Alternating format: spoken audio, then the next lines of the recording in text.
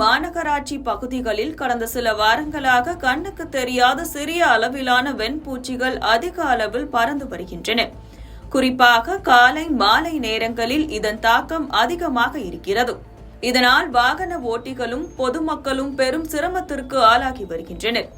தற்போது இந்த பூச்சிகளின் எண்ணிக்கை அதிகரித்து நாள் முழுவதும் பறந்து கொண்டிருப்பதால் பொதுமக்கள், சுற்றுலா பயணிகள் மற்றும் வாகன ஓட்டிகள் சுவாசிக்க கூட முடியாத சூழல் ஏற்பட்டுள்ளது. மேலும் இந்த பூச்சிகள் வாகன ஓட்டிகளின் கண்களில் விழுவதால் விபத்துகளும் அதிகரிப்பதாக புகார் எழுந்துள்ளது.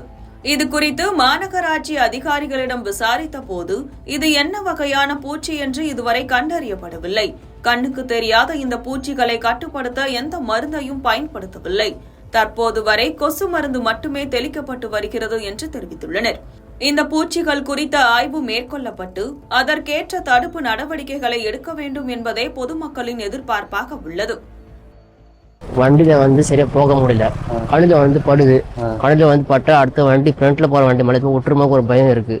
கண்ணுல சைட்லயும் பார்க்க முடியல, சும்மா அப்படியே வாய் உள்ள பறந்து வாய் உள்ள போகுது. எதுவும் பண்ண முடியல. காஞ்சிபுரத்தில் ரொம்ப நகராட்சி அதுக்கு உடனே நடவடிக்கை எடுக்கிற மாதிரி அது கேட்குறோம்.